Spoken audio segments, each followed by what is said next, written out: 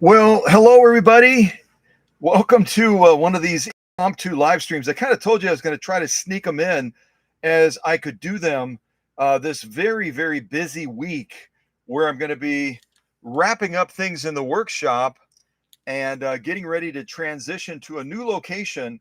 And things will go dark for a while. I know the leadership team is going to really miss the opportunity to come together with the family for a little while. And but it is what it is. I've got to move to a larger space, and it's going to be a little bit of a transition period. So I just ask that you not kind of lose hope or lose focus as we go without live streams for a period of time. This machine I'm going to show to you tonight, and I was doing some last minute things I shared with Emma and with Susie as well. Got everything done. This machine required some major overhauling with some broken parts. And between myself and the owner, Cora, out of Philadelphia, Pennsylvania, she was finally the one that was able to locate a machine after I'd been doing searching for a while, and was able to find a similar model that everything looked like it was great on the outside, but we weren't 100% sure until the machine arrived here. She bought it from someone and had them ship it directly to the workshop. And then once the back of the machine was opened, I breathed a sigh of relief, seeing that even though it was a slightly later model, it was a 3610 instead of a 3600, that the parts had not changed. So they were interchangeable. And that, again, is a credit to Cora out of Philadelphia. It shows that customers don't have to be idle. Customers can get involved. I welcome it because I'm so busy. And when they jump in alongside and we work together, all of a sudden what seems like an impossibility becomes a possibility.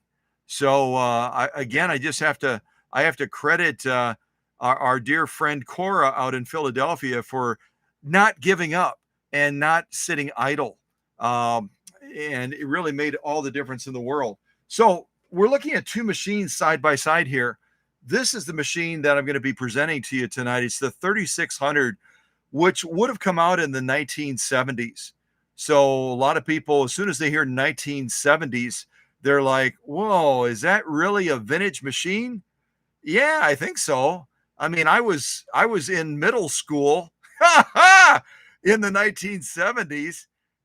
Middle school, it might even have been the latter part of elementary school. I didn't get into high school until the 1980s.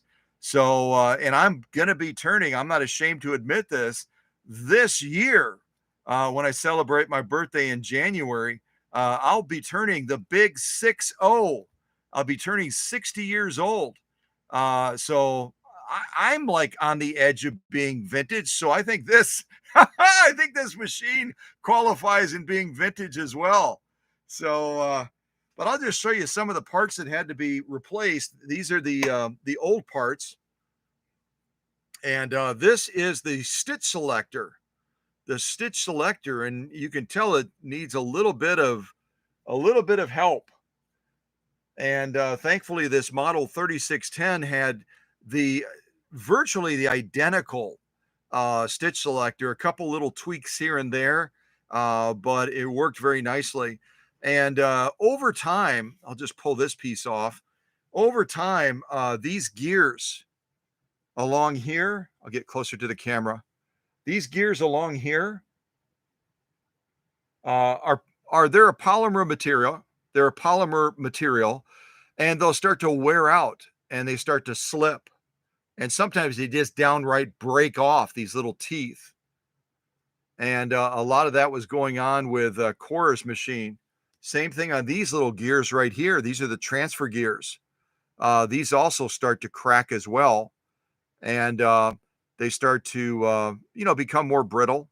That's what happens with polymer plastic type materials over time, and they start slipping, and then all of a sudden the gear transfer doesn't work any longer, and the result is you start having issues with being able to change the stitch selector and move from one gear to another. So let me show you first of all the parts machine, and then I'll get it out of the way, and then we'll focus on Cora's machine, the 3600. So this is a compact little unit. Let's see if I can move a couple more things out of the way and give you a side shot on it. It's a very compact unit.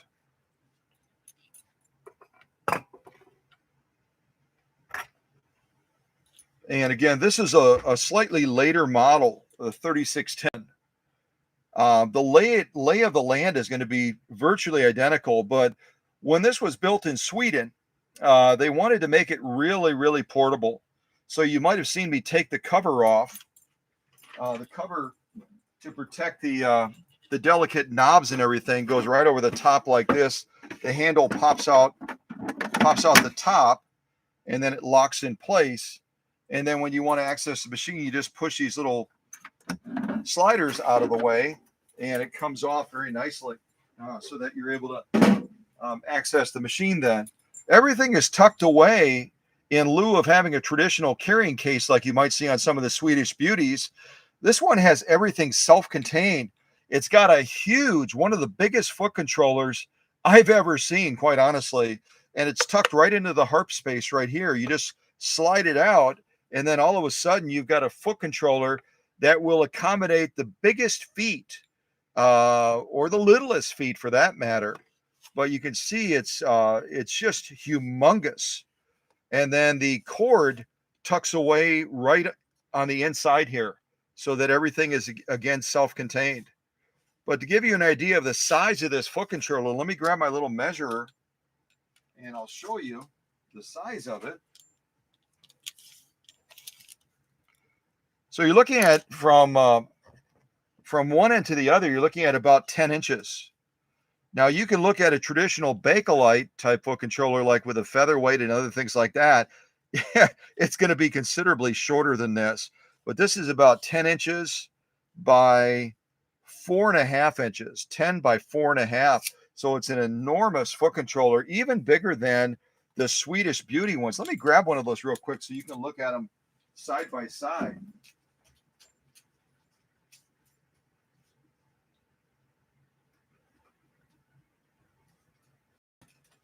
I talk about the size of the Swedish beauty foot controllers being like a really big pedal. Same thing with the FOF foot controllers as well. Let me move this back a little bit.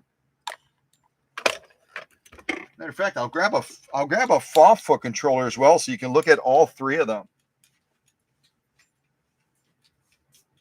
I think I've got a FOF foot controller over here somewhere.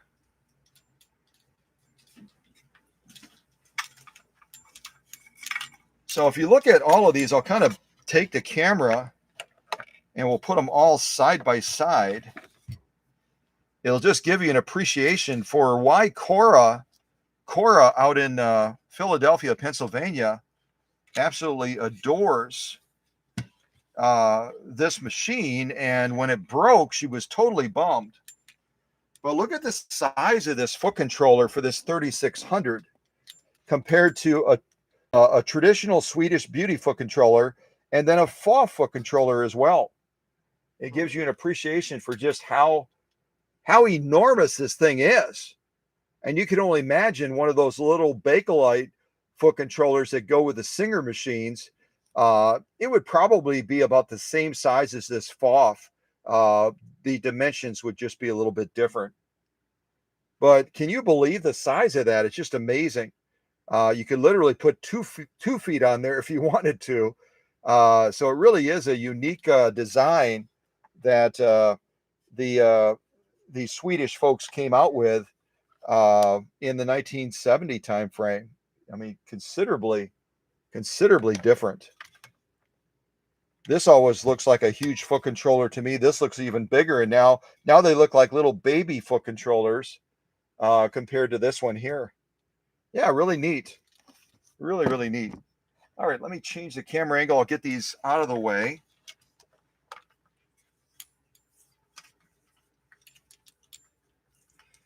So has anyone in the live stream seen one of these 3600 series machines before?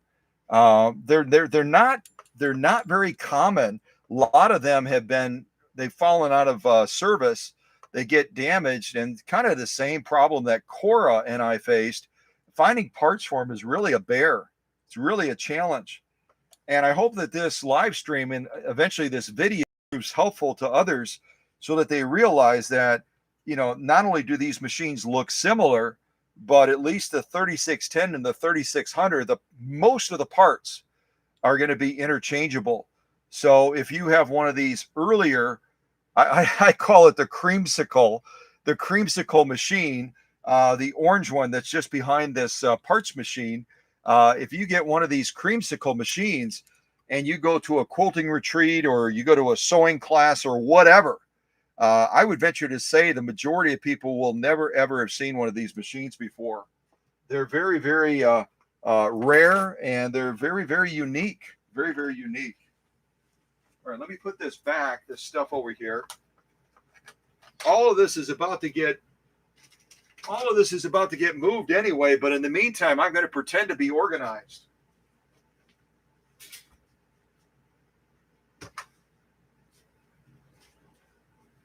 Okay.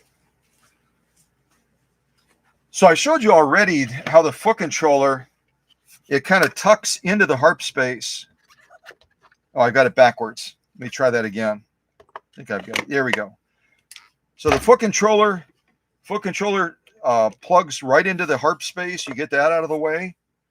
Then you've got also an extension bed. If I kind of spin it around, an extension bed that kind of tucks into the caddy or the accessory container that is underneath the free arm. So you can pull this out as well. Beautiful extension bed. Even with this parts machine. And Cora and I talked about the fact that finding one of these 3600 series machines is like a pursuit. It's like a pursuit.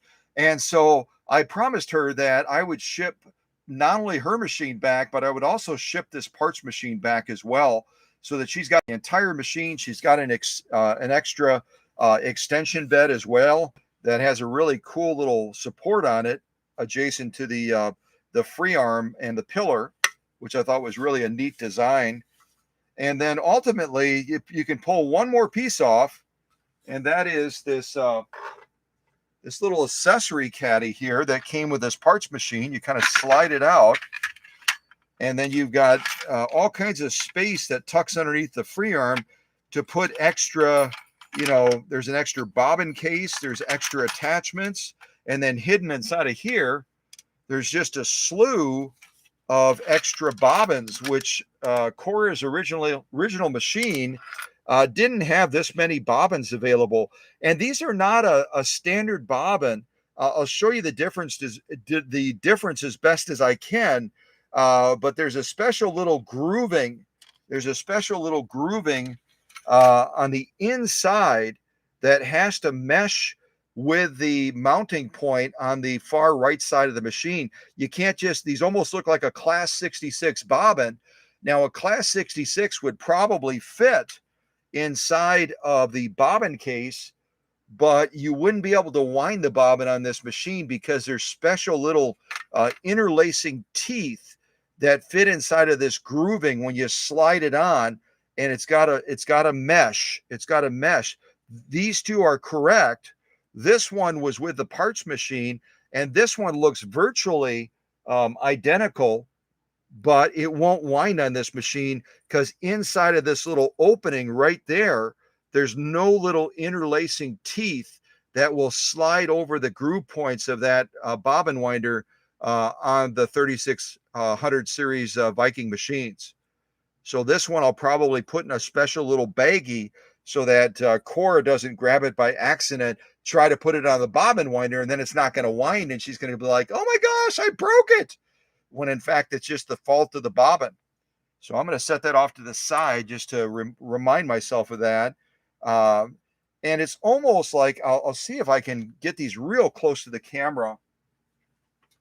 Um, it's almost like I would describe it from a military standpoint as the bobbins that go with these 3600 series machines have a rifling pattern on the inside of this little hole.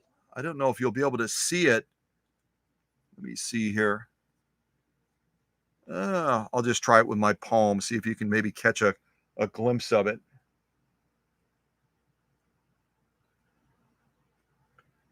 It'll look like almost like little grooves if you can see that. I can see it on the laptop.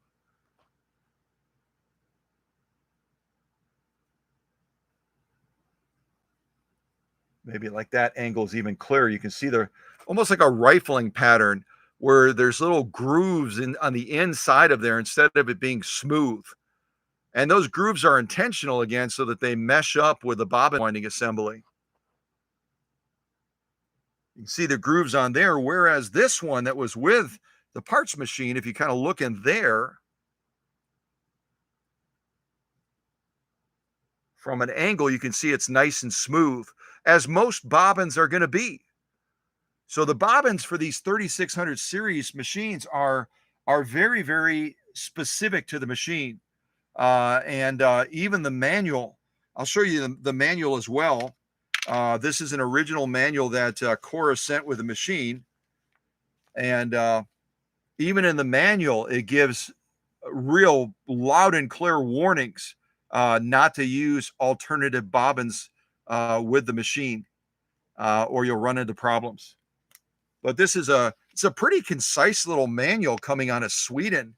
It's only 32 pages long, but it's got a lot of great tips in here on using this 3600 series machine. So I'll be obviously sending this back, or I'll be in big trouble with Cora. I think initially when she sent her damaged machine, she didn't send this manual, and because I don't see these machines very often, the 3600 series ones, I think I've only seen one other one in the almost 24 years that I've been doing this. So she was very gracious and sent this. It wasn't overnight, but it was like priority mail, so that as I was starting to look at the lay of the land on the machine, I had this as a guide. Like I always say, sometimes a teacher, always a student.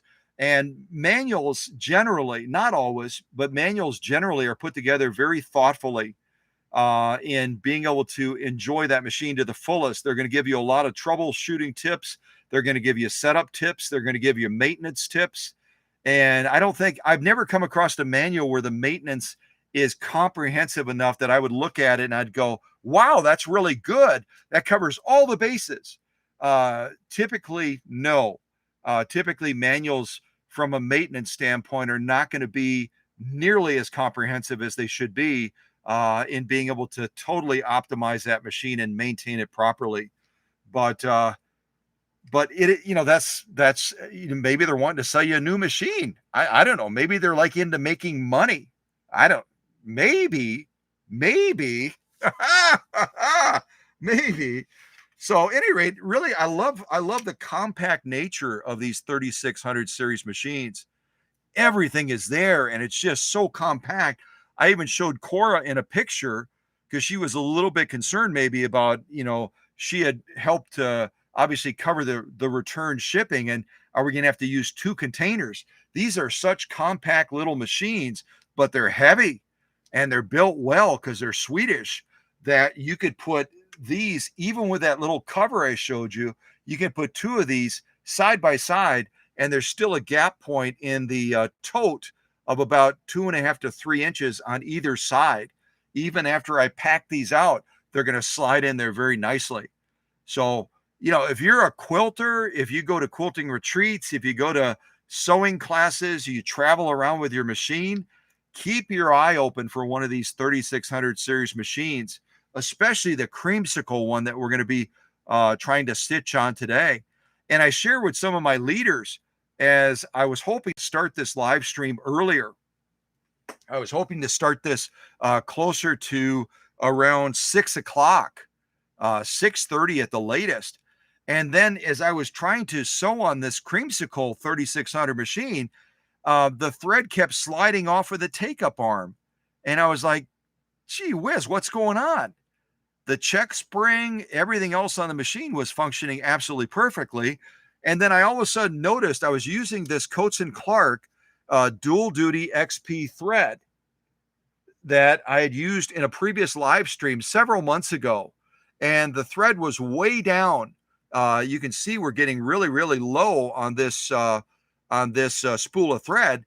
And as I started to look at the action of the machine, I'm pointing at the parts machine, but pretend that I'm pointing at the creamsicle machine. As I looked at the action of the machine and I saw what was happening with this thread, I saw that it was static charged. And that can happen to thread, especially as we start to move in the fall and the air gets drier. Really can happen in the wintertime, especially as the spool of thread gets lower. Static charge can attach itself to the thread, and as that take-up arm is sweeping down, all of a sudden the metal on the machine, especially the take-up arm itself, will start to attract itself to that static charge thread, and it will actually slide off of the take-up arm, which is what was happening.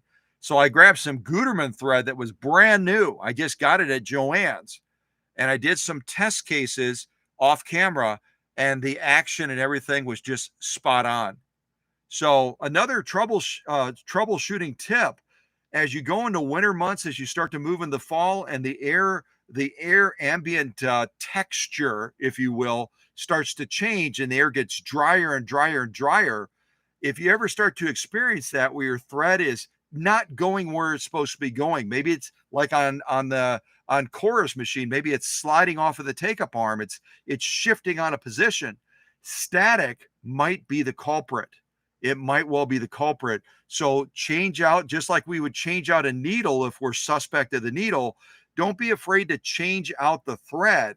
Or in the absence of that, if you only have one spool of thread for whatever reason, add a little bit of moisture to it. Put a little bit of water on your fingers. Run that water over the thread. Don't soak it, but dampen it a little bit to try to wick away that electric charge that's in the thread.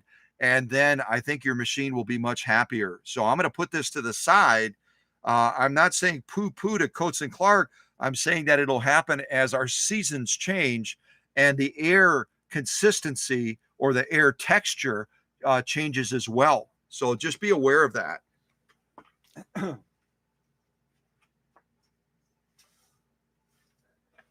So I didn't look at the live chat in detail. I'll say some quick hellos and then we're going to jump into this because it's getting late for East Coast people like Cora. And I sent Cora an email saying that I was going to be doing this. I didn't know if she'll be able to show up or not. I know that she either is military or her husband is military. And if you know anything about military lives, they can be upside down and topsy-turvy.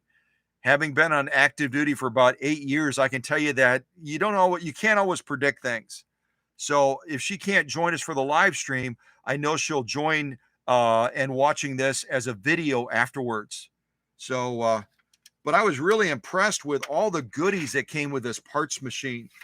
So I'll show you real quick on the parts machine, and then I can jump into Cora's machine almost straight away. As you look at all these knobs across the front, especially if you don't have a manual, as you're looking at them, you're going, holy mackerel, what do all those things do? Well, it's a lot simpler than one might think. I'm going to get even closer to it so you can see it more clearly. And the lay of the land on this parts machine, which was made a little bit later than Cora's machine. It would have been probably made around 1977, 1978, something like that. And so these knobs over here, interestingly enough, on a lot of these Swedish machines, when we're looking for upper tension control and we're saying, our lock stitch is too loose and I don't want, you might not want to goof around with the bobbin case. So as you're looking at a machine, you're usually going to look over here. You're going to look over here for the upper tension control. On this 3600 series machine, this 3610, it's actually right here. This is actually our upper tension right here.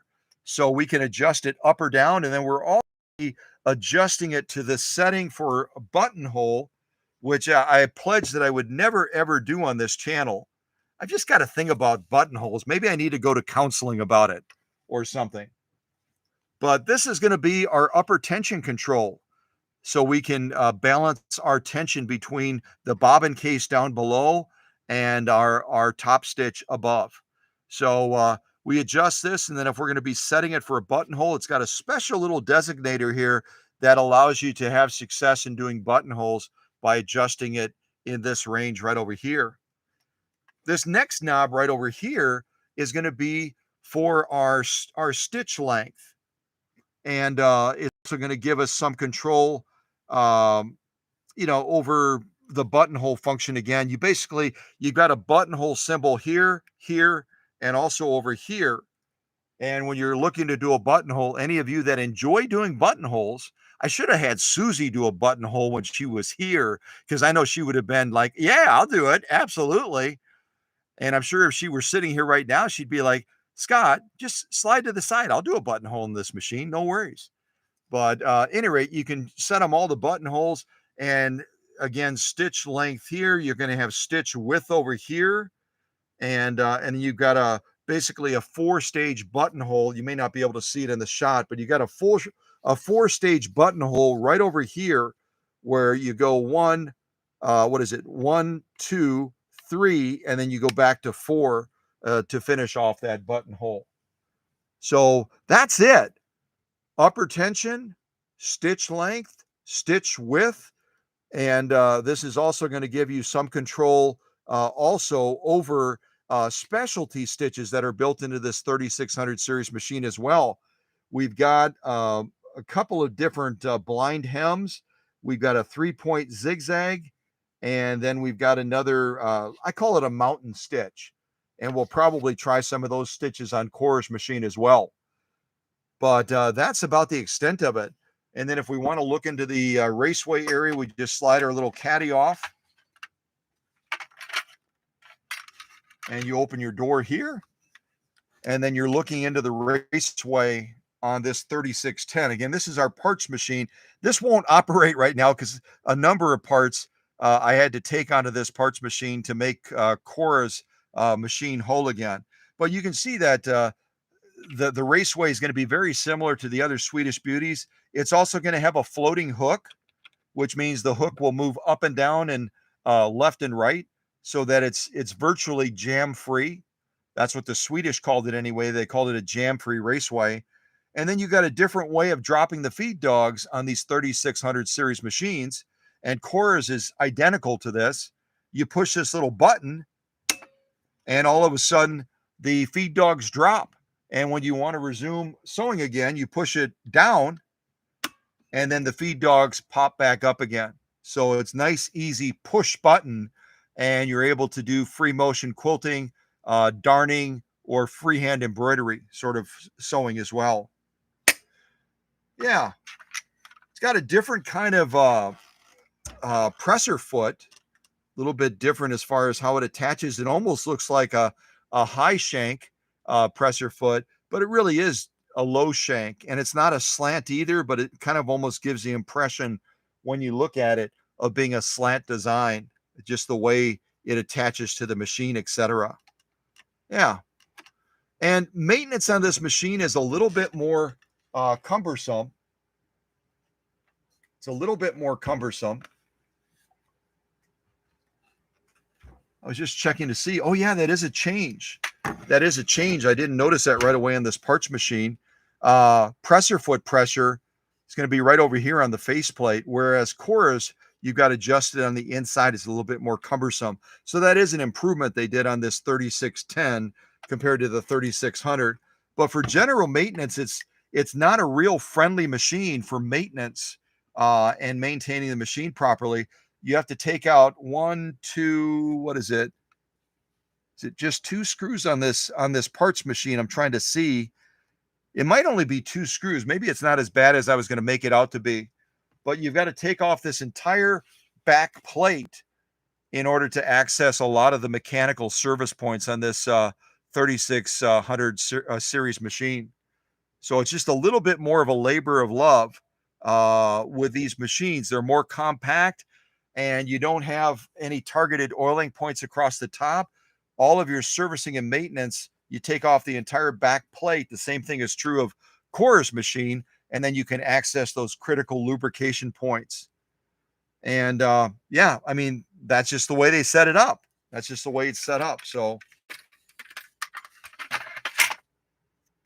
I'm going to put all this back together and then get it out of the way.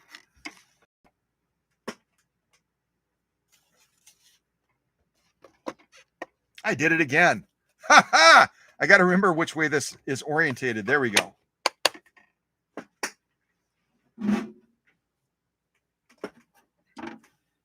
Oh, I didn't show you. I apologize. I didn't show you one other thing. And I actually will try to demonstrate this on Cora's machine, but I'll show you on this this later version, this 3610 bobbin winding. The way they showed in the manual, you're actually winding it with the machine threaded. You're kind of taking the thread out of the needle and then you're bringing it across. And when you're getting ready to do bobbin winding, you're going to, I'll actually show you. I'll actually show you. So these are pop-up little spools. On Cora's machine, I'm just going to verify that I'm correct. Oh, yeah. Okay. So you're going to pull up one of these telescoping spool pins, pull it up here. You're going to come across the back of the machine. There's a little thread guide. This is a little bit different than Cora's. Little thread guide right here. And then you're going to actually draw the thread through this, where the tension discs would be. And then from there, it's got all kinds of la, la, la, la, la, la. But what I found is that when you come across the back and you come through here, you can just bring the thread straight across the machine. Obviously, the foot controller won't be there. And then you rotate this forward, and then you're going to draw the thread, kind of snap it in here, and then come down to your bobbin and then wind it that way. And then when you're done, you'll rotate this back up to the 12 o'clock position again. But this also has, both machines have the auto clutch disengagement like our other Swedish beauties. So as soon as you put a bobbin on here, it's going to disengage the clutch. You don't have to, I mean, you don't have anything here anyway, but there's no stop action or anything like that. It's just that automatic clutch disengagement, like on all the green machines that you've seen on this channel. So they maintain a lot of things. They maintain the floating hook system, so you can run with heavier thread. They maintained the auto clutch disengagement. The only thing that the machine doesn't offer is a slow gear. There's not a specific slow gear on this model. So, yeah. All right. Let me put that cover back on.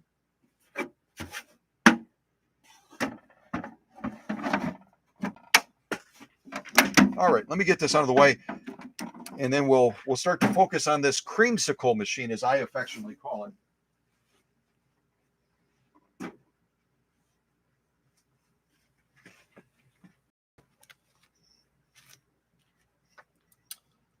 Yeah, and a lot of people have written about this machine online. They call it the brightest orange machine ever made, the only orange machine ever made. There's all kinds of references to it because of its unique color. And I can look at the live chat real quick, some hellos, and I'm going to ask the question.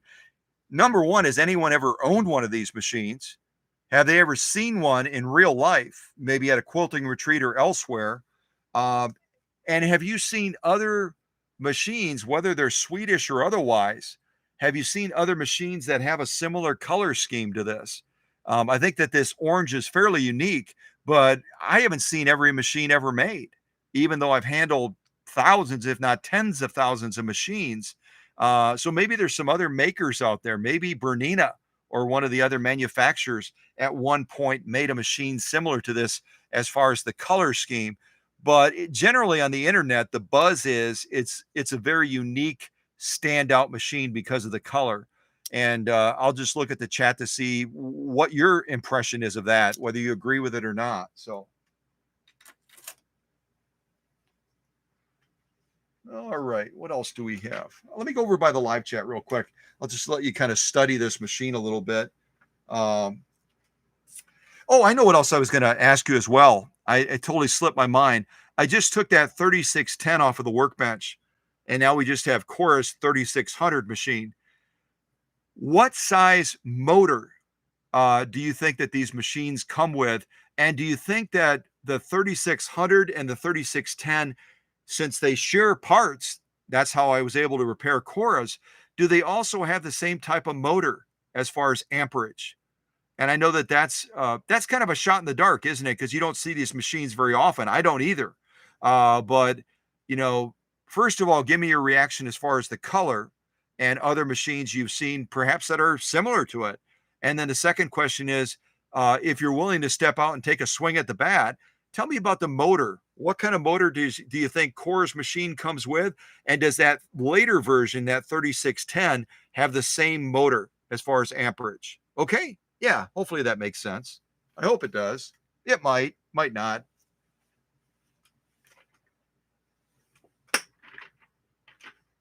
Okay, let's take a quick peek here.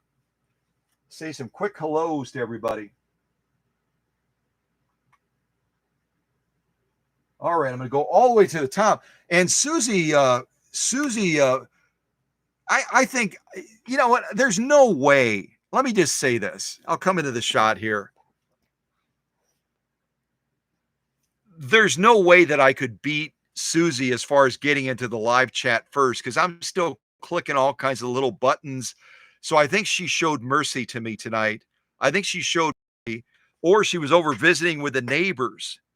Maybe she was next door visiting with her neighbor, and that's how I got into the live chat first tonight. There's no way I could have done it unless she cut me a little slack. But I was the first in the live chat tonight, and that's monumental since this might be our last live stream for a while. I was hoping to present one more machine this week, but the way things are going and just the tempo of things and customers coming to the workshop like it's Mecca. Matter of fact, I have a gentleman that really was pushing hard to drive up from Illinois. He said, I've heard through some of your live streams that you're looking to move the workshop. I want to get into the workshop before you move it so I can say I was there. I don't know. I guess it's kind of cool, isn't it? Susie was kind of like, well, this is cool.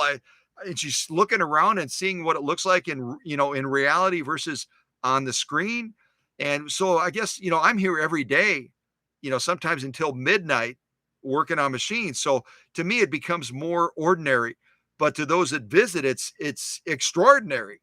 And so, but this might be our last live stream before the workshop moves, and it won't be torn down by the movers until Monday. So if you're wanting to drive here and see the workshop before it's torn down and before it gets, it all of a sudden pops up in another location, then you've got to drive here and get here before Monday morning, because the movers are going to be here early Monday morning, and they're going to be going through the workshop. They're going to be, packing everything up. Dr. Singer is not into this. He's like, don't you dare touch me. Only Scott or one of the leaders can touch me. We're looking at little Dr. Singer probably swatting at these people if they try to grab them. It could get ugly. The Oconto police might show up and try to maintain peace and order or something like that. I have no idea.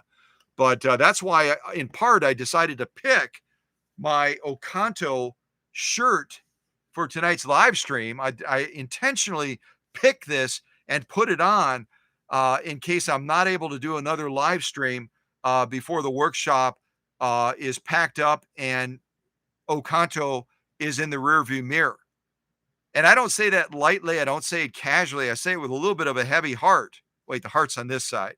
Actually, the heart's kind of in the middle. Any rate, wherever my heart is, I do it a little bit heavy-hearted because Oconto has become such a part of all of us, hasn't it? It's become such a part. Many have made the pilgrimage and come here so they could walk on the causeway. Many have come here so they could visit the workshop. Even Tom Olson recently that provided that CL8 that landed out in Pennsylvania, New York. I still remember the first time he came here. And he's a big guy. He's like 6'7" or 6'8" or something like that. He's really big. He had to duck when he was coming down into the workshop. He's the one that said, this may seem odd, Scott. You know, I'm a lawyer, I'm a professional man, and all that, blah, blah, blah. But I want to do a selfie with the King of Sweden. And he literally, Tom Olson, this big lawyer from Illinois, and then he comes up to Madison and does some work at the Capitol too. This big guy is cradling in the King of Sweden, taking selfies like this with it, with the king, and then he, shared pictures of his daughters that I prepared those Swedish beauties for and all that. We're a family. We let our hair down in a sense, and we're real. And you can't help but be real when you come to the workshop, because it's a playground, isn't it? It's a playground. And any of you that are brand new to our family and you're saying, what, King of Sweden? What? And there's actually a person in Nova Scotia that sent me a private note. I know I'm bouncing all over the place. Just keep up and follow me as best as you can. There's a person from Nova Scotia that said, Scott, if you ever retire and you're not sure what to do with the King of Sweden, would you consider shipping him to me? I want him to be in my sewing space. And I said, let me think about it. But this is our King of Sweden right back here. We actually have two now. This is our original king that looks like a frog right there. Right there. I can't see the laptop, so hopefully I'm pointing in the right direction. And then this is our other king right here. They're kind of fighting against each other. Maybe this one's going to, try to turn over the kingdom or something like that. So, but yeah, I don't know when I eventually do retire. I don't know what's going to happen to all of my cool things. If anyone has any thoughts on that, let me know. Let me know if you have any thoughts on what I should do with all of my amazing things. A lot of them I'm going to keep them. I'm going to keep them and probably put them up on a special shelf in my office or something like that, because a lot of these were gifts. A lot of these were gifts from all of you. A lot of these came as gifts. And so I'm not going to give them away casually, but yeah, that'll be tough. That'll be really tough. Okay. Let me look at the live chat and say some hellos real quick. Hello to Susie, who again was very kind and let me be first in the class today, because she is very fast. And I think she let me win today. So that was very nice. Very, very nice. Okay. Hello also to...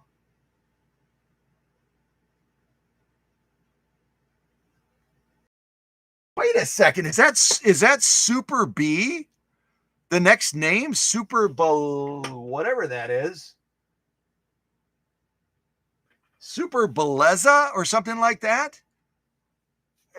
Is that you, Mindy? I think that's Mindy with a new screen name. She's always been either Mindy and then her last name, or originally she was Super something, but this is a different Super.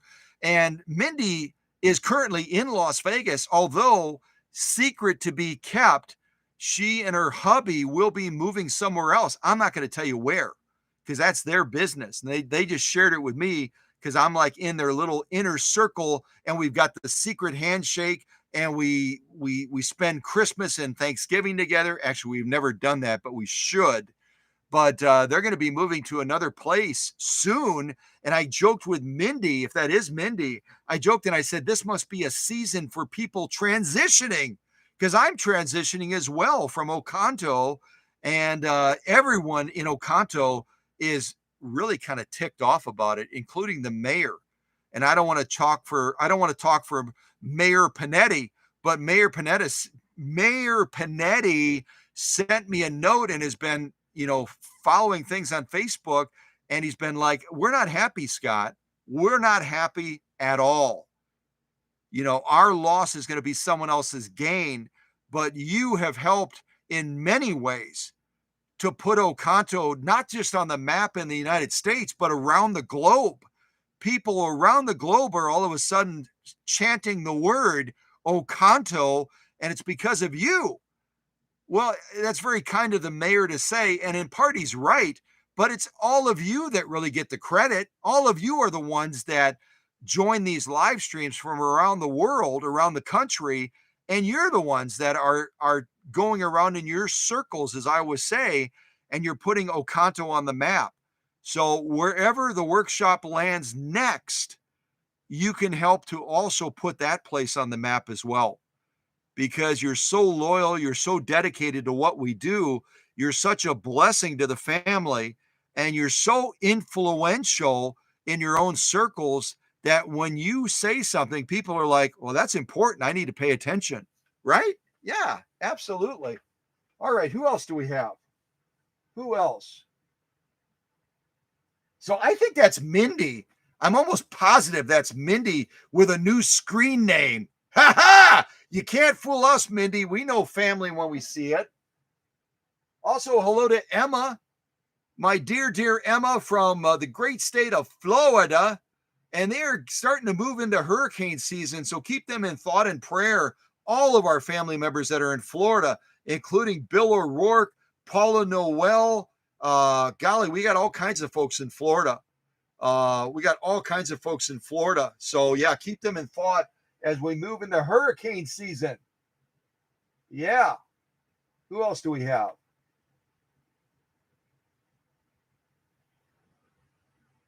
See that?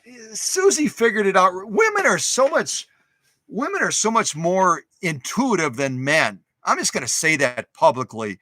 Women are so much more intuitive than men. And maybe Mindy has been working with this screen name longer than I realized, because I oftentimes don't look at the chat. My leaders are taking care of the family. I don't need to worry about it. So maybe she's had this screen name for a while, but it's new to me. And, super blah, blah, blah says, hello, Susie. Right away, Susie says, hey, Mindy. See that? Women are so much smarter. They just are.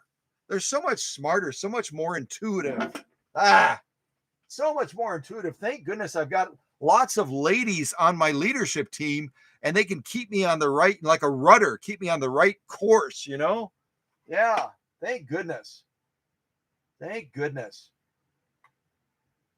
Oh, also hello to another incredibly intuitive, smart gal from Vermont, my dear friend Erin Allen, who lives out in that beautiful state.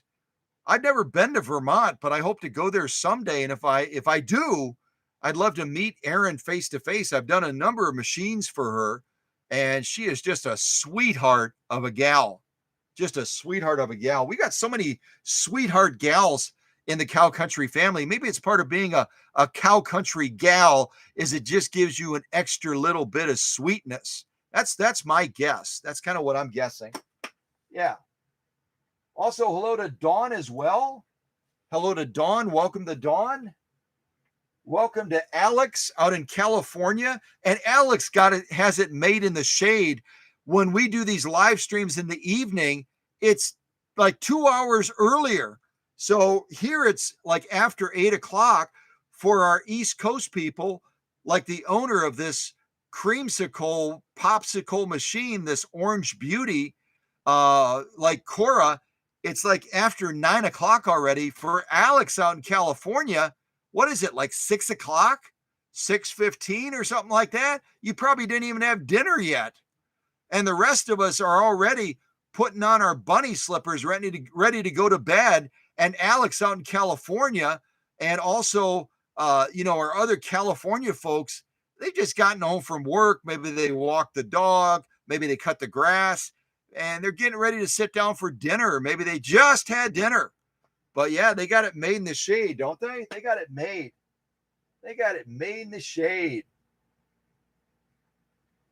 5:35. Holy mackerel. It's even earlier.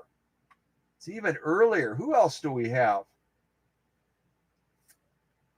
Also, hello to one of our newest leadership team members, Teresa, and also her hubby makes these live streams almost every single time, Tim. So welcome to both of our friends from the great state of Wisconsin.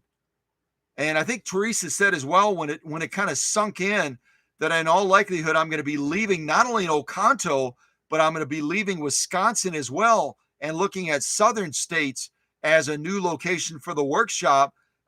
Teresa, I think she put like a sad emoji, but she said, our loss, someone else's gain. So, yeah, if anyone has any strong impact and influence, about Kentucky or Tennessee or Georgia, any of those states down in that neck of the woods where there's a lot of sewists down there. That's like sewing territory USA. A lot of sewists down there need the workshop in their neck of the woods. If you got any strong feelings about Kentucky or Tennessee or Georgia, pop it up in the live chat. I'd love to see what your feelings are, what you think of those states, and if you got a favorite state and why it's your favorite state. Yeah, why is it your favorite state? Yeah. Yeah, 1970s is right. Emma's spot on. These would have come out in the 1970s, 1970 time frame. Let's see.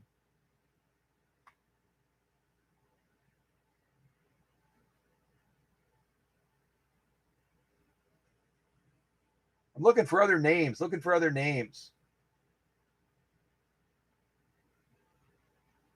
Oh, hello to Suzanne as well, a good friend and a customer and part of our family. Love to have Suzanne here. It's great to have her here all the time. All right, who else?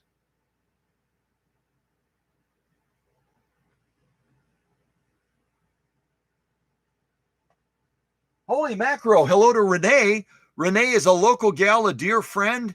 And it's great to see Renee here as well, especially considering she is an Oconto gal.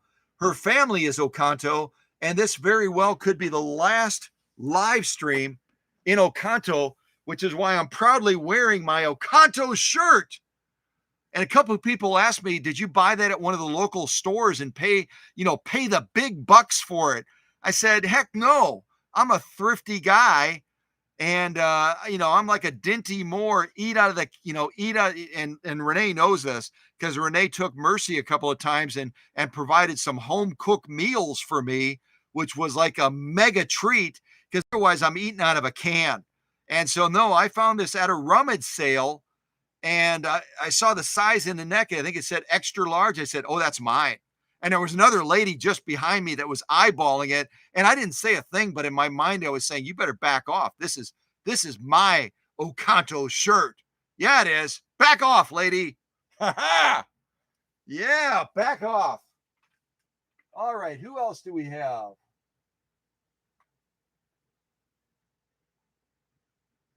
Oh, hello to Bill as well over in Minnesota. Bill and his lovely daughter Lisa and their beautiful dog Nora. Nora just turned a year old. So for dog years, I think the first year is 10 years. So Bill and Lisa's dog Nora, if I'm getting that right, I hope I'm getting the correct name. Nora just turned 10 years old in people life. Yeah, she did. Hello also to Kathy King. Great to have Kathy here.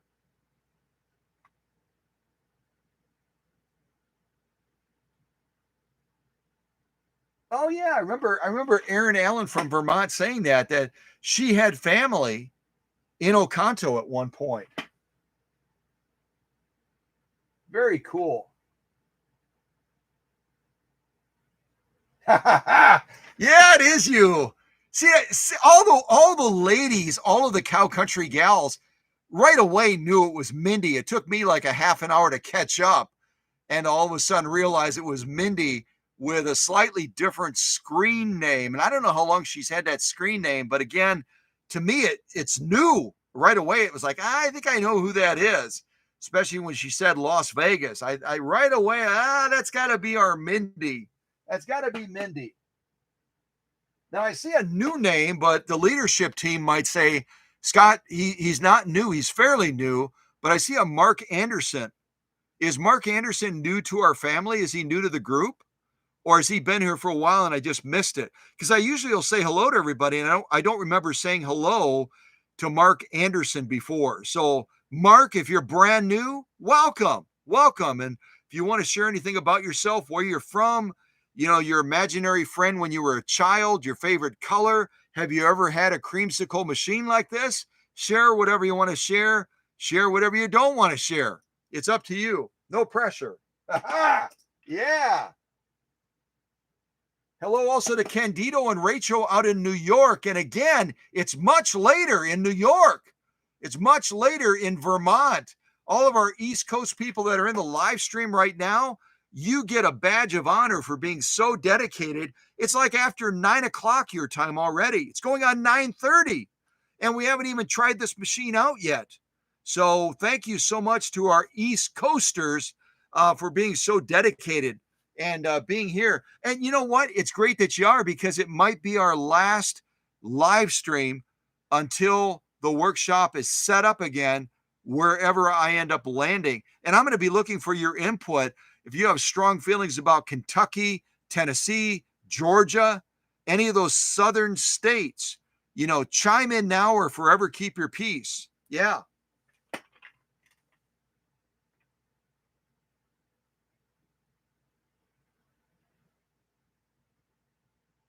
Let's see here. Oh, that's right. Teresa kind of hinted at it. Something Teresa just shared, Tim's wife. Teresa wanted to send a machine to the workshop. And I said, hold off, because any of the machines that belong to my customers, I don't want to insult. I'm just going to come into the shot real quick. I don't want to insult my movers, because I know I gave one of my cards to my moving company. And they said, hey, we're going to check out your YouTube channel. So they might be watching right now. I don't want to insult them. I don't want to do that at all, because then they're going to start dropping things when they get here. No, they wouldn't do that. They're very nice folks. And they're local. They're just over in Oconto Falls. Matter of fact, they're relatives of Renee's that popped up in the live chat tonight. So Renee she'll go after them if they don't take care of things properly. But what was I going to say? I just totally lost my thought. I've been staying up late, getting up early, staying up late, traveling, going down to the paint shop. One of the leaders texted me on, oh, yeah, that's right. So all of Teresa wanted to send one of the machines to the workshop before transitions. I said, hold off. But my intention is that all the customer machines are not going to be handled by the movers. The movers are not going to touch any customer machines. They can touch my personal collection as long as they're really, really nice. But any of the customer machines are going to go into my personal vehicle and be padded and protected. And then I'm going to transport them. So that's what thank goodness it came back, because otherwise I couldn't remember what I was about to say. Yeah. So focus on this creamsicle machine. Check it out there. Yeah. Check it out. All right. All right. Who else do we have in the live chat? Who else do we have?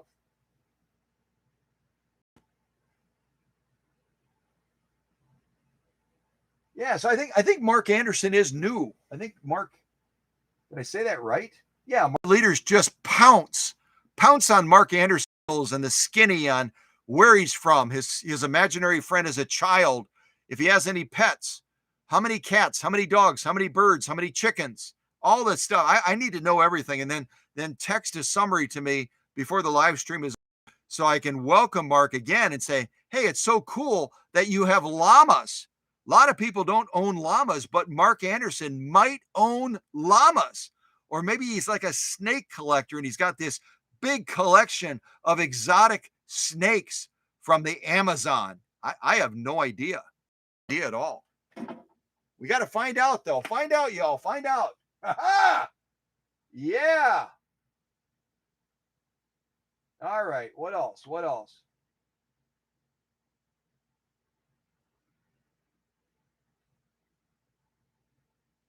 No, it's the first time Mark was live in a live stream. That's cool. All right.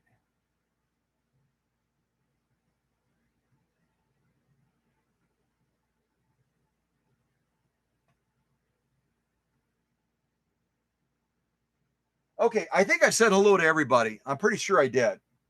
I'm 99% sure I said hello to everybody. So, going to quickly check, do an audio and a video check on my phone. Make sure that we're streaming solid. I think we are. And then we're going to jump into this machine at last. This is the first time, to my knowledge, I've got about 1,100 videos on this channel. I think about 1,100 videos or something like that. I don't believe I've ever presented a 3600 before, a Viking. I don't remember having presented a 3600. So this will be the first time anyone that follows the channel will see this machine. Kind of cool. Okay. Just chat among yourselves for a moment and give me just a second to check something.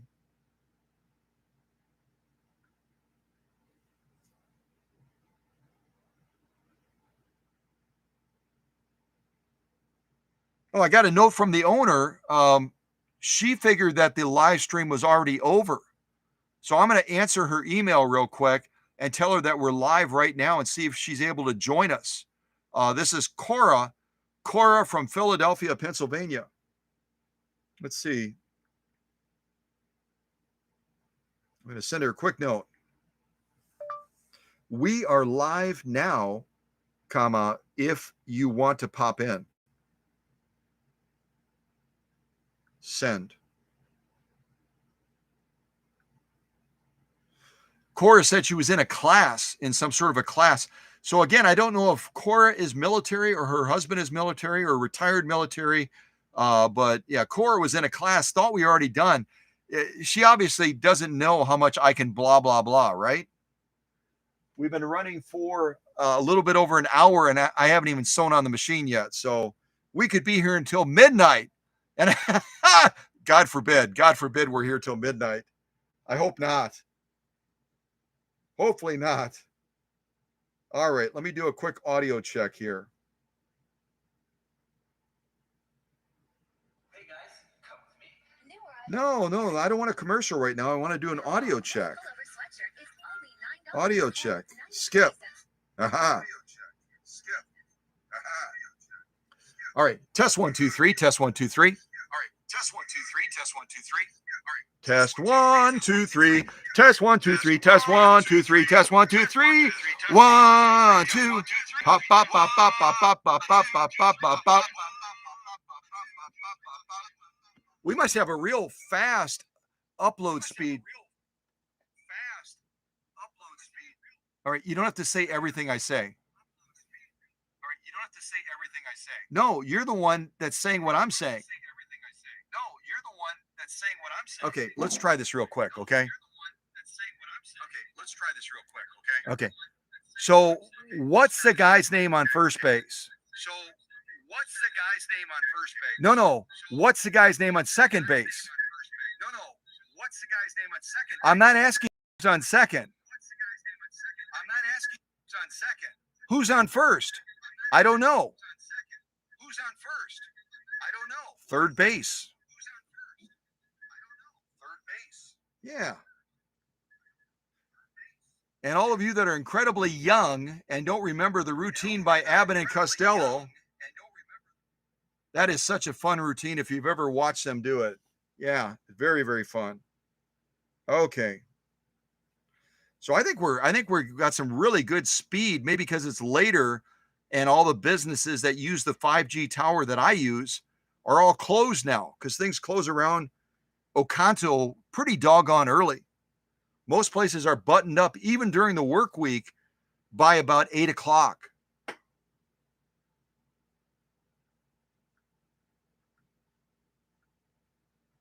Everything closes early in Oconto. Let's see here. Just waiting to see if I see a response from Cora real quick. See if I get a response from Cora. It's always fun to have the owners in the live stream, isn't it? If she's able, I don't know if she's able or not because she's East Coast in Philadelphia. So, depending on her schedule, if they are military active, it may not be possible for her to join us. So we will have to wait and see. We'll have to wait and see.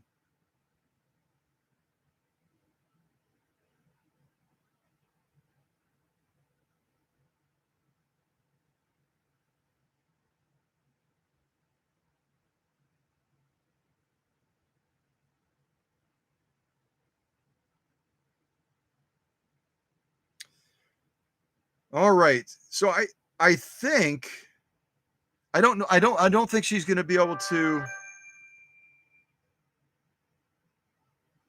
Okay, Susie just sent me a note, but it's private, so I've got to look at Susie's message as well. But again, this might be our last live stream from Oconto. This might be our last live stream for a while. So any of you that were able to make it, it's really cool that you're here. It's really cool that you're here. I'm going to do a couple more checks. Just bear with me for a second. I'm going to see if I get a response from the owner, Cora, out in Pennsylvania. And then also I have to check out Susie's private note.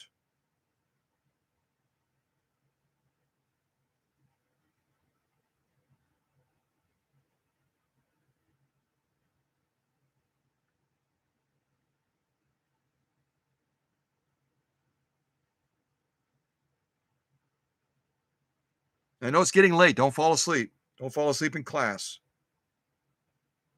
I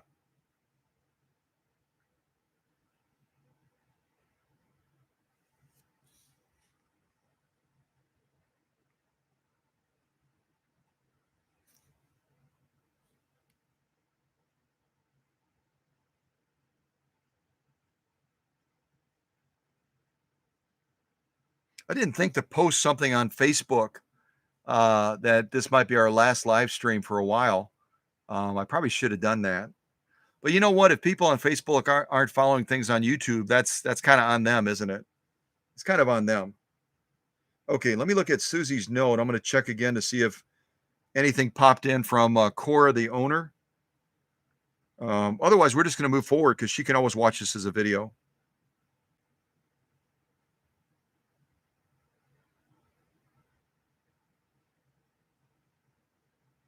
All right, I don't see any response from Cora.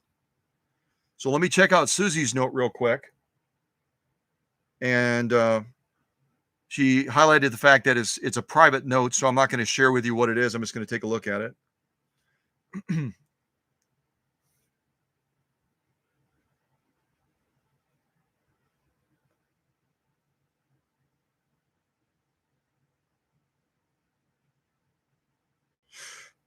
Okay, Susie, thank you for sharing this information, and I haven't shared about who it is. But let me be vague. Let me be real vague that that there is an individual that is a part of our family at Cal Country, and they're going to be having surgery tomorrow. So I always say if we are praying type people and we pray for somebody and we can't remember their name, let's just say we can't remember their name. I always say, don't worry about it. God knows their name. So I don't have to say this person's name. God already knows who I'm talking about. So let me just say, if you would offer a prayer, if you're not opposed to praying, if you would just offer a prayer for this individual that's going to be going in for surgery tomorrow, they're an important part of our family, and just ask that everything goes smoothly and that God takes care of them. That would be awesome if you'll do that. Okay. And then if that individual wants to share anything more publicly, that's up to them. But I'll just make a vague offering of yeah, say a prayer, would you? Say a prayer. That would be awesome. That would be super. And let me do one last thing. I know you're being very patient with me. I'm going to shoot out a quick note on Facebook saying it might be our last live stream for a while. Give me just a second.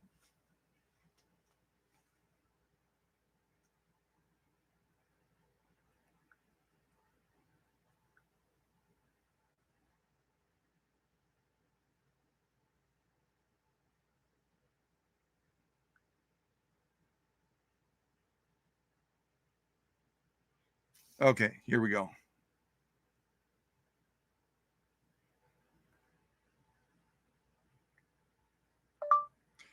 Join us for a live stream tonight, where I will be broadcasting for the last time from Oconto! Exclamation point. All right. Next.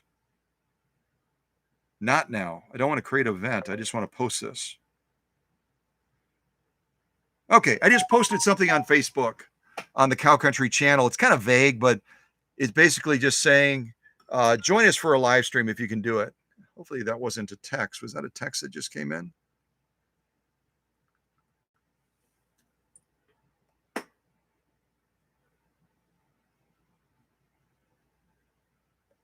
See if it actually posted. That's kind of a weird picture of me. I just randomly grabbed a quick picture to throw up with this spontaneous post on Facebook.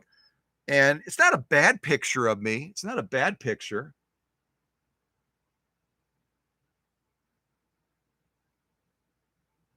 You see how wavy my hair is getting? As I get older, my hair gets more and more wavy. Does that happen to everybody?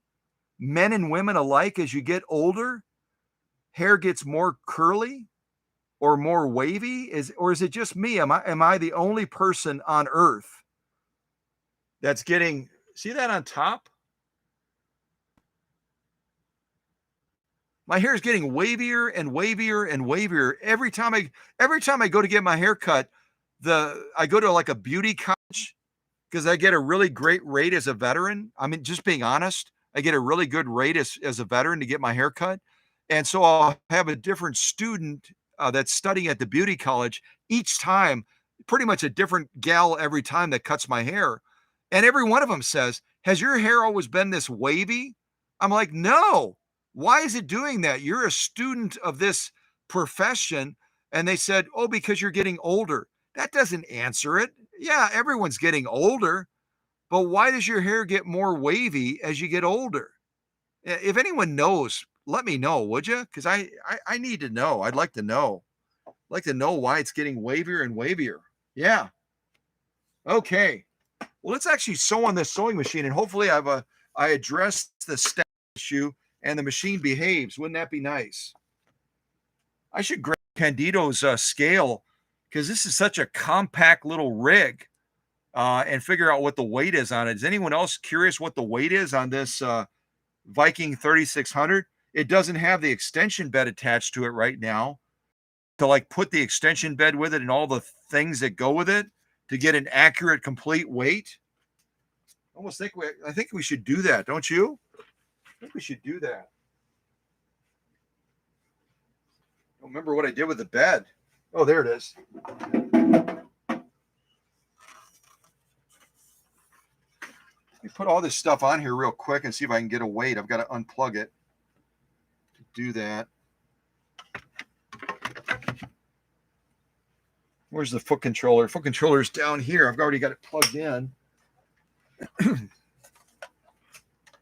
not going to work very well because I've got the cord and everything, but I'll see if I can. Just curious to get a rough weight of this because it's not a featherweight machine, but it's very compact. Very, very compact.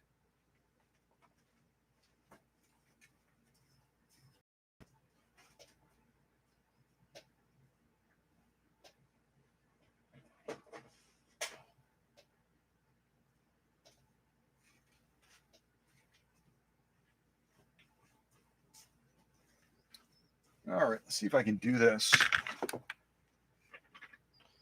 And this again was a special gift from Candido and Rachel. See how I reset this? Okay, let me back this up a little bit. I'm just curious, even a rough weight on this thing. Even just a rough weight.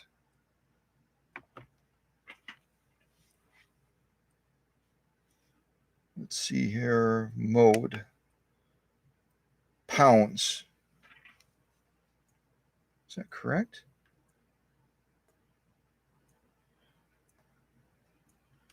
I guess it's correct.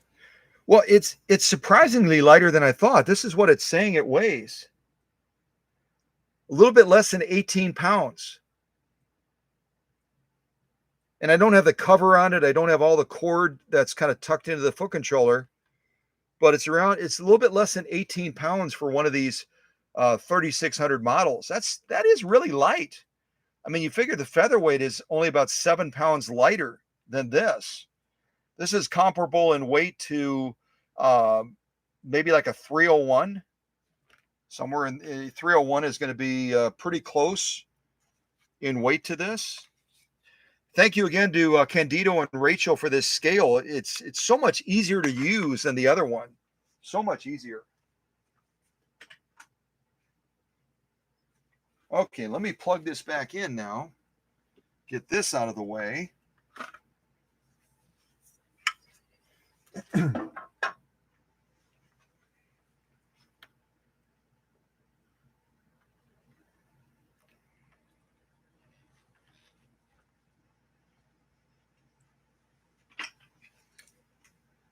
Let's see. Oh yeah, I better take this out. Otherwise, it's going to be really hard to push it when it's in there, isn't it? Yeah. You can tell I'm kind of a little slappy after not getting much sleep last night. It's like college days or something like that, where you stay up late, you get up early, you stay up late, you get up early, and you're running from both ends, fast and furious. All right, so I've got all that out of the way, I think. So the on-off switch for this machine, I didn't specifically show you.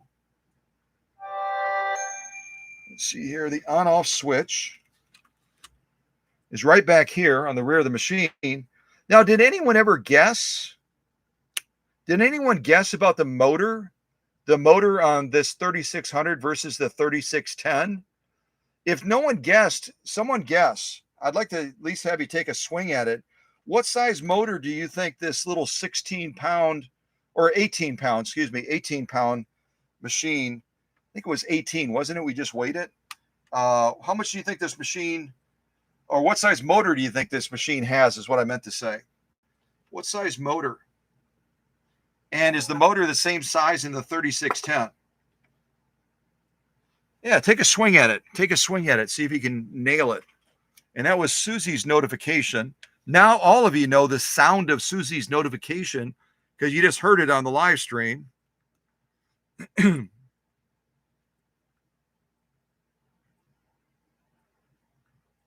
Oops, I just hit the wrong button. Doggone it.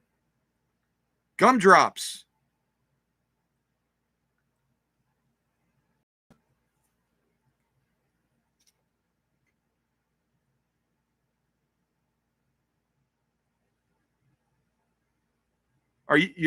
Is this a joke, Susie? You're joking, right?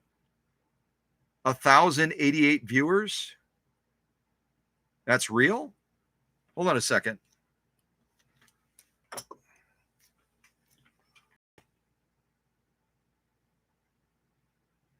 $1,100. Is everyone from Facebook coming here to watch our last broadcast in Oporto? The mayor and all of his family? He called all his family members and said, jump on the live stream right now. This is Scott's last one. I just did that post on Facebook.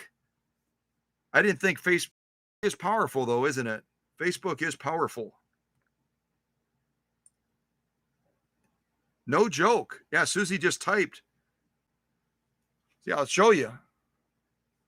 Wait, I can't show you. I can't show you on the phone because the other message that Susie sent is visible. So at any rate, yeah, she basically just typed the number. I thought she was messing around with me. And then she typed, yeah, no joke. No joke. So, wow. Wow. Our last broadcast is gonna be off the charts here, I think.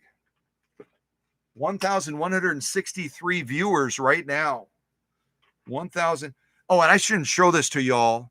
I did this off camera when I was battling the static issue with the thread. I will absolutely deny this. Okay, I'm speaking to the leadership team right now. You guys need to be my witnesses if anyone says, did Scott actually attempt to do a buttonhole? Because I'm going to tell you, it wasn't me. It was Dr. Singer. Okay? Dr. Singer was down. I went up to check on Hank. I went upstairs for just a brief moment to check on Hank. And I came down here and Dr. Singer was sitting at Cora's machine. I didn't know he could sit, but anyway, he did it. and he was messing around with the buttonhole functions on this creamsicle machine. And look at, he didn't do bad. He didn't do too bad. Right over there. So it wasn't me. No way. You're never going to catch me doing buttonholes. Dr. Singer, you just admit it, okay? So that they know I'm not making it up. See, he's trying to look all innocent right now, but I saw you down here. I know it was you. I know it was you, man. It was you, totally you. All right. All right. Let's sew on this machine. Let's give this a try. And hopefully static doesn't create any issues for us. All right.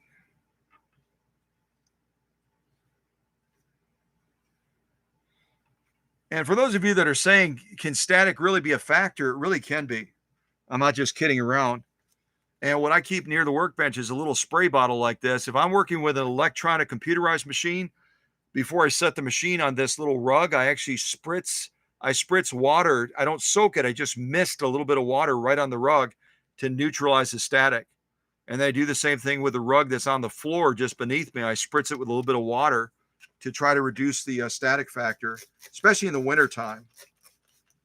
And I'm not sure in the South, if they have, with their warmer temperatures down in the South, if they have the same issues we do up here with static. I don't know if they do or not. If anyone knows, let me know.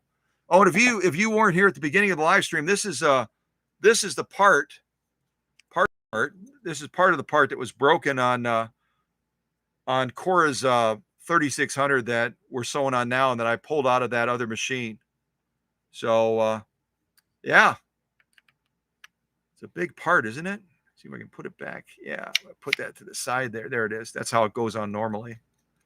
And the teeth are damaged. Yeah, bad teeth on it. There are other parts of it there.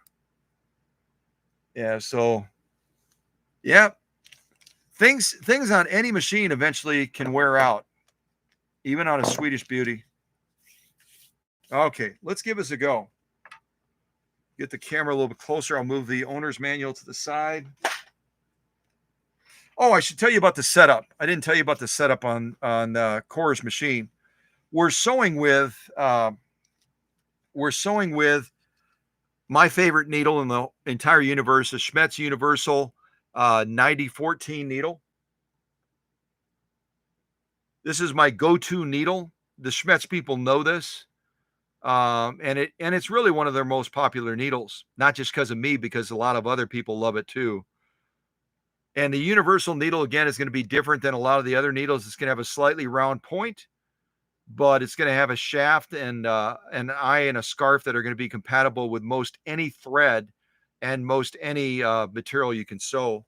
There's such a nice needle because you can cover such a wide field of sew-offs.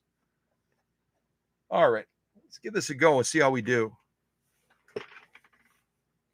I'm getting ready to push on that huge foot controller down there.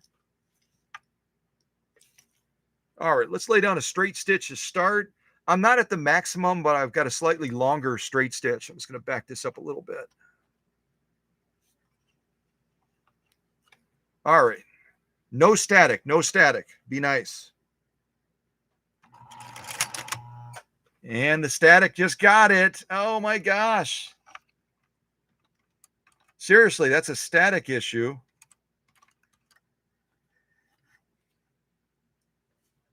Even this thread is being static charged right now. Okay, well, that's okay. It'll give me a chance to show you the threading of the machine. And I'm also going to put a little bit of water on the thread too. See if that helps. Got a little bit of water in my fingers. Okay, so the threading of this machine. Let's cover that.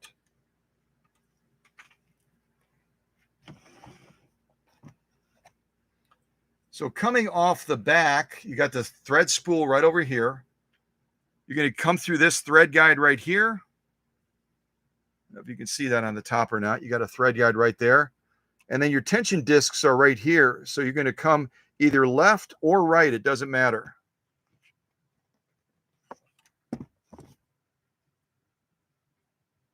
Come right through there. Then you're going to come underneath the take-up spring. right here.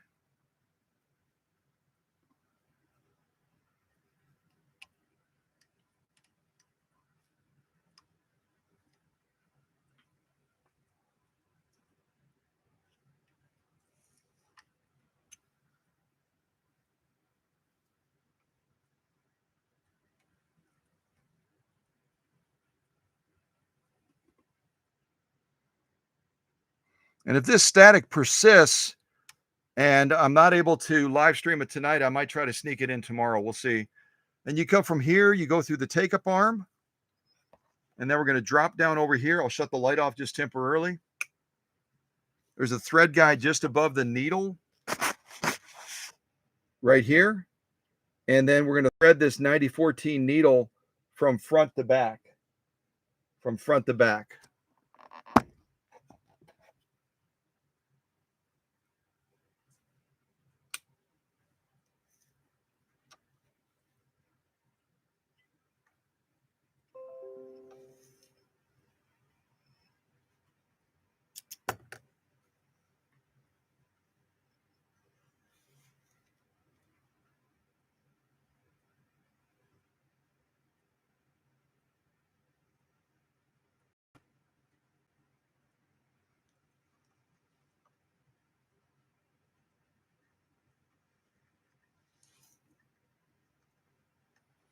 And just draw it back. And I've already got the bobbin set up. The bobbin is going to be set up the same way. I'll just show you the inside of the raceway. Bobbin is going to be set up the same way as a typical Swedish Beauty. When you're holding the bobbin in your left hand, and when you're holding the bobbin case in your left hand and the bobbin in your right hand, you're going to have the thread coming underneath. So when it's mounted in the machine like this, it's going to be turning counterclockwise. And again, if you didn't see in the beginning part, this is your feed dog drop right in here. It's just a button. You push the button up, and it goes into the darning mode with the feed dogs down. You push it back down, and then those feed dogs pop back up again.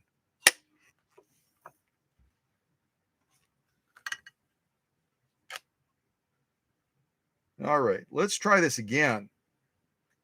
I may concede defeat because there's a lot of static in the workshop right now. A little bit more. I just have a little dampness on my fingers. I'm kind of running it over the thread. I've actually heard some people that run humidifiers in their sewing room, especially as the winter months start to change.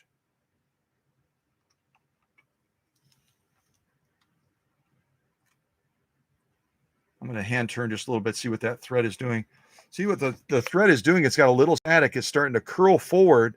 And then what it does is it slips out of the take-up arm. Let's see if it slips out of there as we're watching it. Oh, you know you were being watched. Ha ha. You know you were being watched that time. See if it curls that time, if it's good. See, now it's behaving. I put a little bit of dampness on there. See if we can get down a stitch line without this silly thing jumping off again. All right, here we go.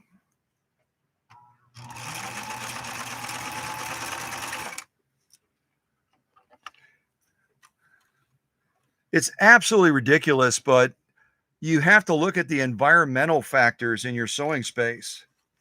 It really does play into things, especially as the seasons change.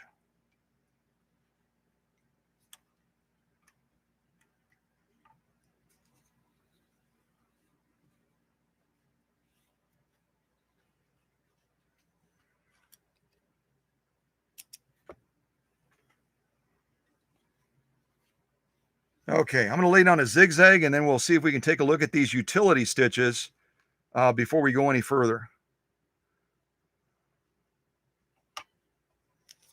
The way I'm going to change to a zigzag, again, as we're looking at these controls across here, this is going to be upper tension.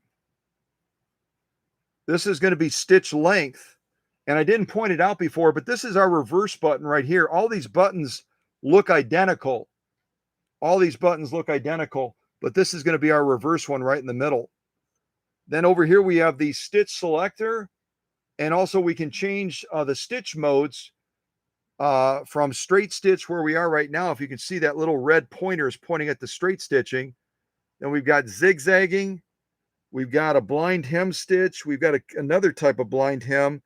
We've got the mountain stitch. We've got a 3-point zigzag. And then we've got this buttonholer right over here. It's a 4-stage buttonhole on this control. And that mechanism I showed you, this one right here, is what's right behind this knob. This is what broke on Cora's machine.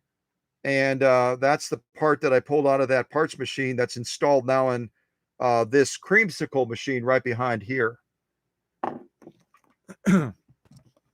Oh, let me finish.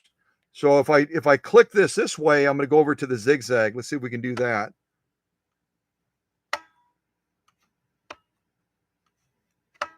So now we're on a zigzag, and our stitch length, you can see, is almost at the longest point right over here. And our tension is set right now on the default, the little red circle. If we have a loose lock stitch, we'll just turn this clockwise to a higher number. Okay? All right. I'm going to play it safe here. Put a little bit more water on my fingertip and just touch that thread.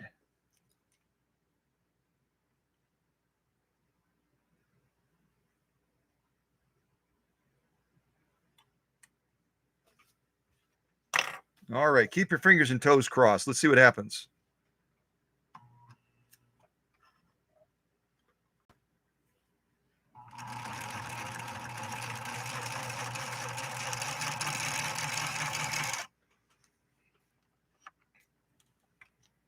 I haven't gotten shocked off of anything yet, but it's just a matter of time. As that air gets drier and drier, you can get a bad shock if anyone's ever had that happen. Touch a light socket or something like that, boy, oh boy, it'll knock your socks off. I saw online one time what the voltage is that can come off of a static shock. It was a ridiculous number. Just a ridiculous number. All right, in case the static beats us, we're going to take a look at these utility stitches and at least give you a chance to see that in case we run into a problem. Okay, so this is our top stitching, first of all, that we just did on this model 3600, again from the 1970s. From the 1970s. And as you can see, she's a real good stitcher. She's a very good stitcher, a beautiful straight stitch and a zigzag on that top stitch area. Beautiful stitching.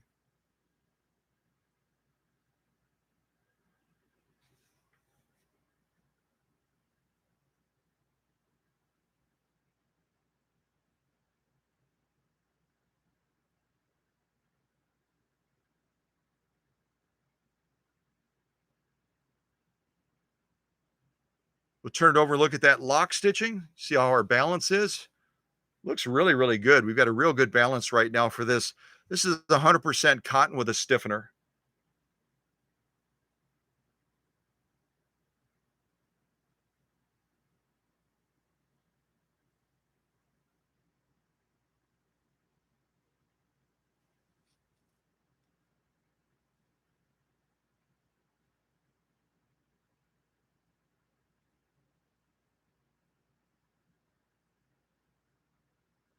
Very nice stitching. Very nice stitching. All right. We'll see if we can switch it to one of the specialty stitches. And hopefully we will win the battle against this static. It's creating a little bit of a challenge with this thread. I just dripped a little bit of water on the material, but that'll dry off easily enough, I think.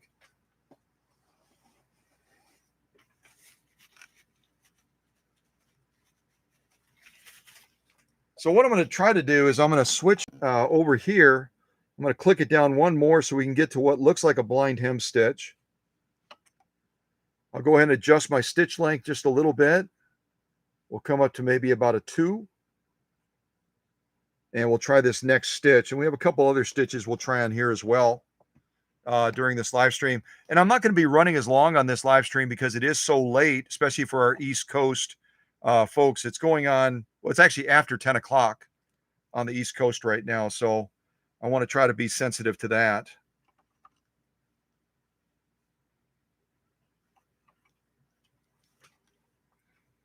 All right. Let's see if I got all the other settings correct. I believe I do. Let's give this stitch a try, and hopefully that static doesn't win.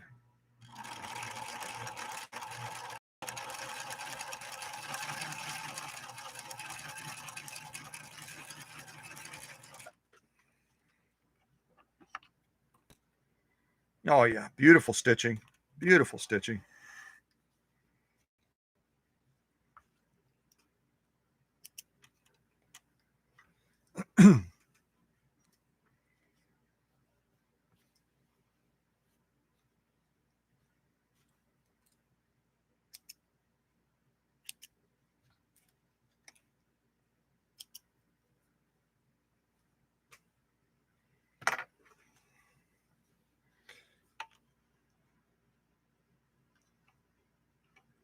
All right, I'm going to try to go to the next stitch now. I'm going to click it down one more. I can't quite see what that is on the diagram, but it looks like it's going to be another type of, well,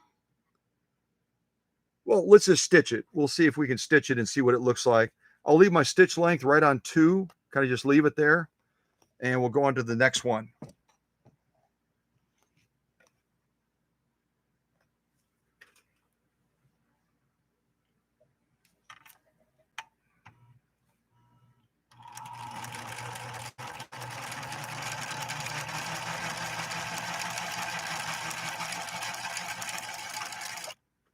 Oh, that's an interesting one. Very, very interesting. Yeah, it looks like a stretch blind hem is kind of what it looks like to me.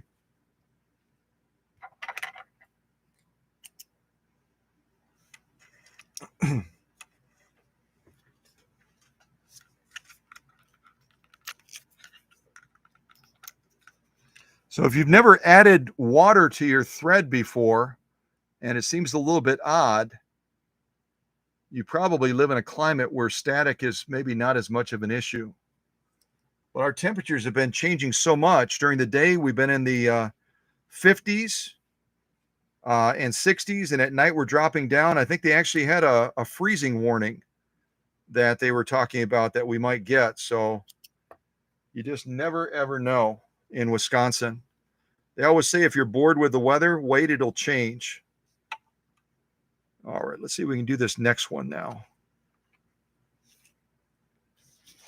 So I'm going to give this another click. We'll move over to, I think, what is the mountain stitch now. Point the camera over that way. Now we're over on the mountain stitch, so we'll give that a go now.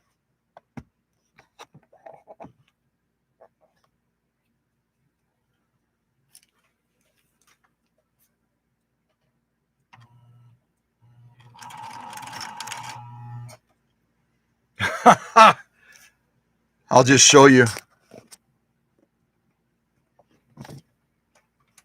Yepper.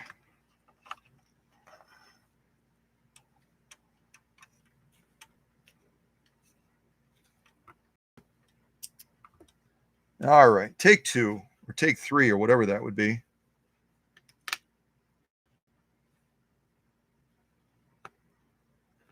I think it was Susie that said, Scott, you face challenges sometimes in live streams and that, but you never get rattled. You just kind of just roll through it, and that's pretty much it. You're always going to experience challenges in life, but it's how you respond that matters. It's how you respond.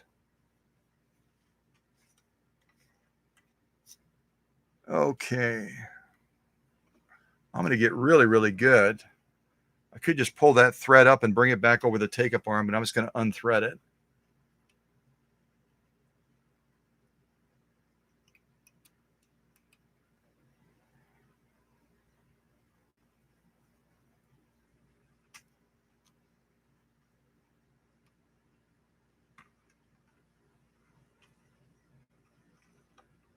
Anyone that says they don't know how to thread one of these machines after this live stream, you're probably not paying attention.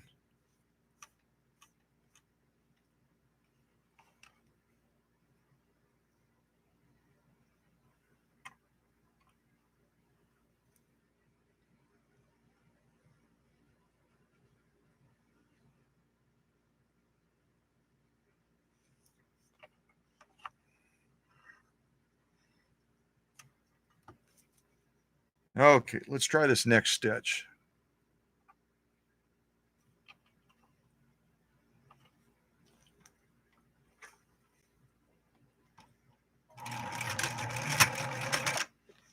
And it came off again.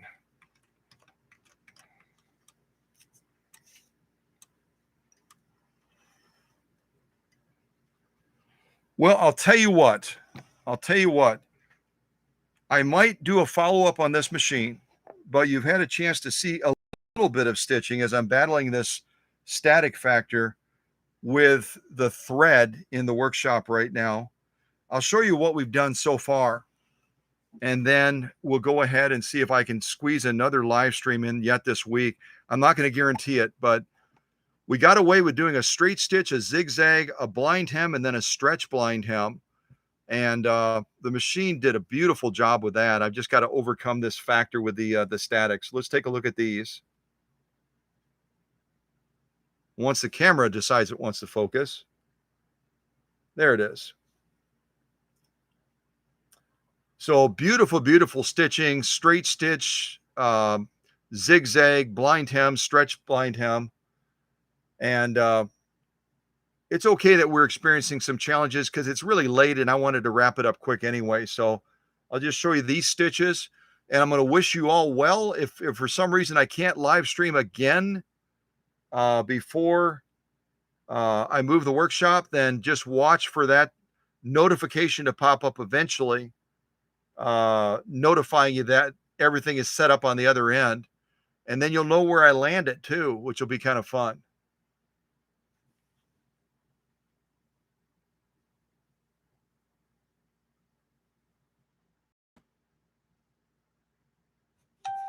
Lock stitch.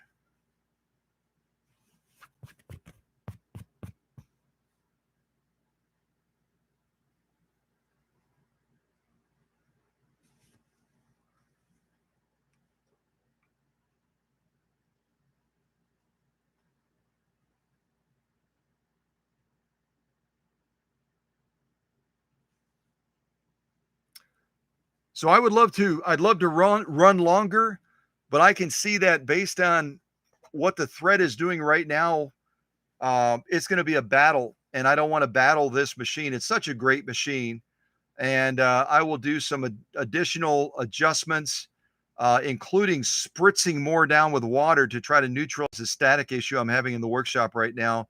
And I might end up circling back to this machine again before the week is out. So just keep watch for those notifications. Hopefully, we're going to be starting much earlier than we did tonight because, again, for our folks on the East Coast, it's after 10 o'clock already. So God bless you guys. Thank you so much for joining me tonight to see another resurrected machine that other folks would have just given up on, but I didn't want to do that. And Cora is glad that we were able to find a solution, and she was a big part of finding that solution as well. So if we don't live stream again, thank you so much for all of your support while I had the workshop in Oconto, and stay tuned for the mystery of where I'm going to pop up next. Okay. God bless you guys. And thank you so much to the leadership team for all of your support while here in Oconto.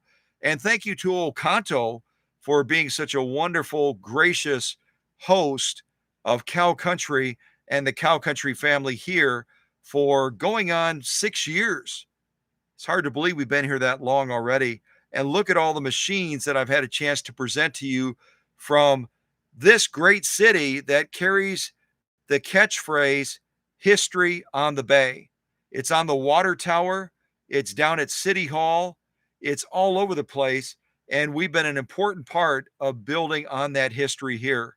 So God bless, take care, and see ya.